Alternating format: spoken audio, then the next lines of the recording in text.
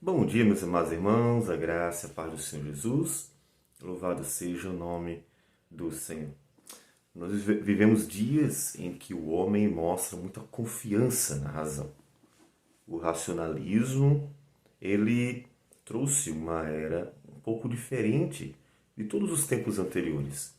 Porque desde o movimento racionalista, o homem abandonou a ideia de que o Senhor, que Deus é não só o Criador, mas também aquele que governa o mundo. Esse fato foi crido durante milhares de anos e o homem abandonou. A partir de então, vivemos a ideia de que tudo que resta somos nós.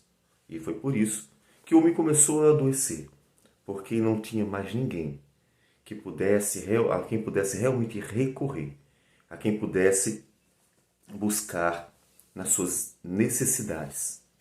Mas o Salmo 33, versículos 10 a 12, diz assim: O Senhor frustra os desígnios das nações e anula os intentos dos povos.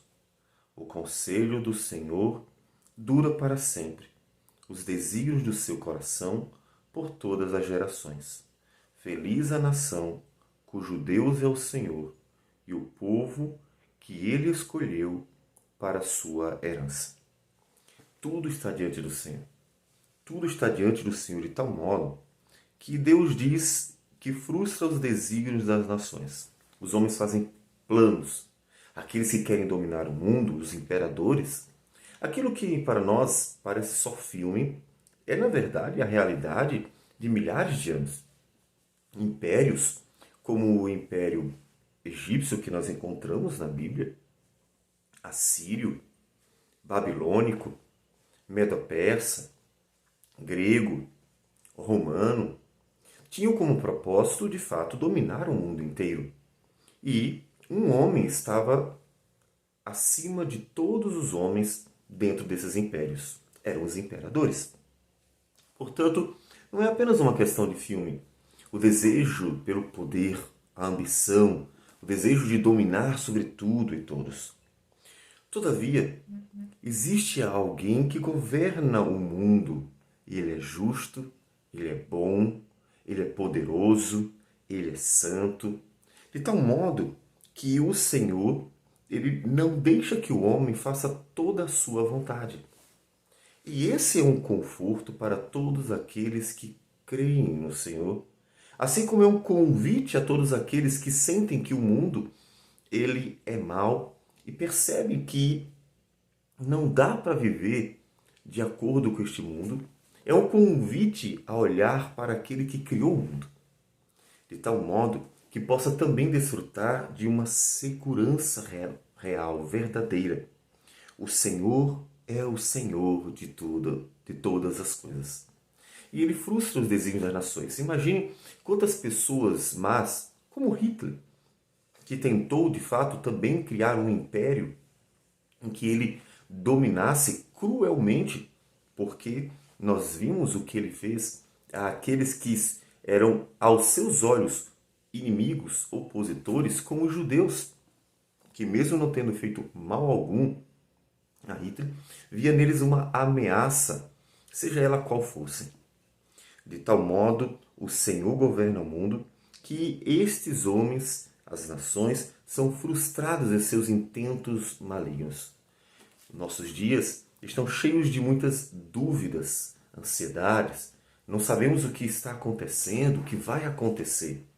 Mas o Senhor conforta no coração, dizendo: olha, os homens podem fazer, pensar, planejar coisas más, mas eu governo. E de tal modo que posso frustrar os desígnios das nações, posso anular os intentos dos homens. Eu posso simplesmente impedir que eles coloquem em prática seus planos malignos. E é por isso que a igreja sempre, sempre mesmo, deve recorrer ao Senhor. Não importa qual o problema, nem a natureza do problema, nem a magnitude do problema. A igreja sempre deve recorrer ao Senhor. Ela deve clamar ao Senhor. Ela deve pedir: ó Senhor, vem nos socorrer diante de tudo o que está acontecendo. Porque o Senhor é aquele que pode frustrar o plano dos grandes e dos pequenos, dos poucos e dos muitos. Todavia, quem pode frustrar os planos do Senhor? O conselho do Senhor dura para sempre, os desígnios do seu coração por todas as gerações. Veja o paralelismo entre os versículos 10 e 11.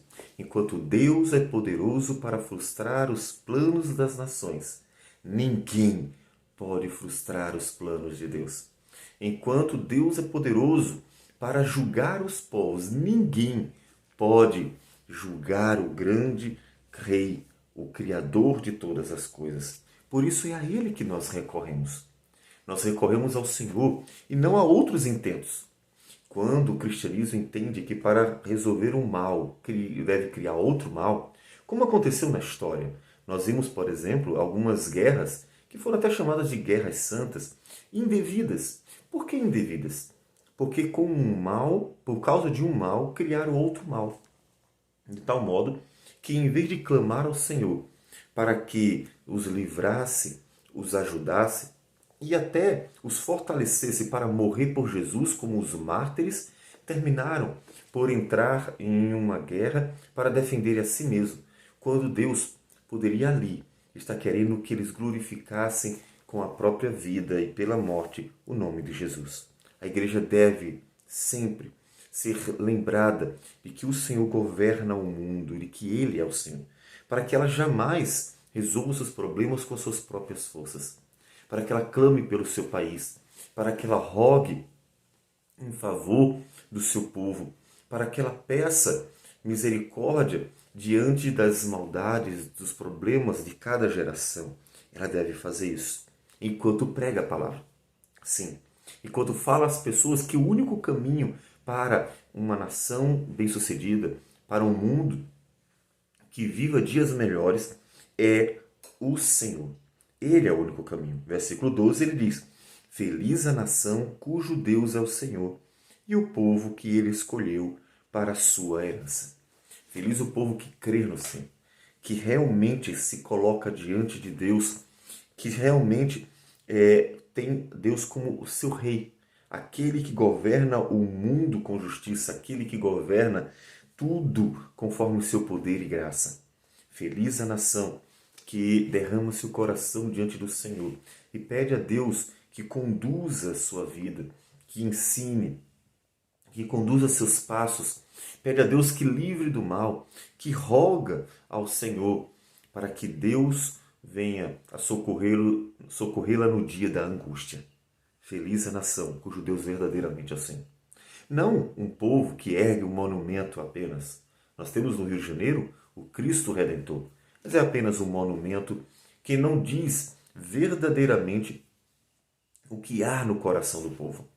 Diz que é uma nação de cristãos no que diz respeito a uma religião formal dentro deste país, mas não diz o que há no coração do povo. O que o Senhor quer é que haja um coração do povo, o Senhor erguido. Realmente seja Deus aquele que governe o coração daqueles que fazem parte da nação. Então, feliz a nação cujo Deus realmente é o Senhor. Aqueles que creem no Senhor e andam com o Senhor, que colocam diante de Deus a sua vida. Porque política tem tudo a ver com Deus, porque Deus é rei. Economia tem tudo a ver com Deus, porque Ele é quem provê o que precisamos para o dia a dia. Educação tem tudo a ver com Deus, porque Deus nos ensina a verdade, que é a sua palavra. E assim, todas as áreas da vida de uma nação, da vida social de um povo, tem tudo a ver com Deus, porque Deus, Ele é o Criador de todas as coisas.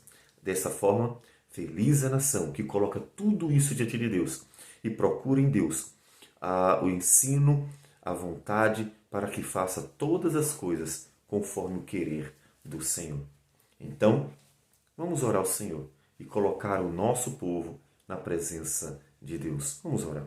Senhor Deus amado, é bem verdade que vivemos num país em que o cristianismo ele é apenas uma formalidade, em que o Senhor não governa o coração do povo, porque o povo, ó Deus, rejeitou o Senhor como rei, e cada qual colocou o seu próprio rei sobre si.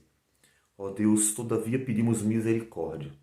Dias maus vêm sobre este país e com certeza não é sem razão, não é sem que mereça, Senhor Deus, castigos da tua parte por causa da maldade do coração.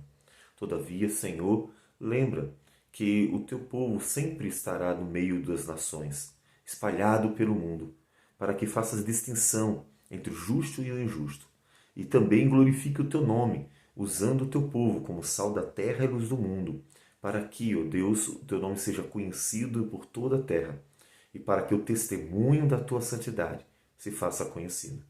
Que o Senhor tenha misericórdia de nós, Senhor. Que o Senhor abençoe-nos, Senhor, com tua graça e misericórdia. É o que nós te pedimos em nome de Jesus. Amém, Senhor. Que Deus abençoe a todos e um bom dia.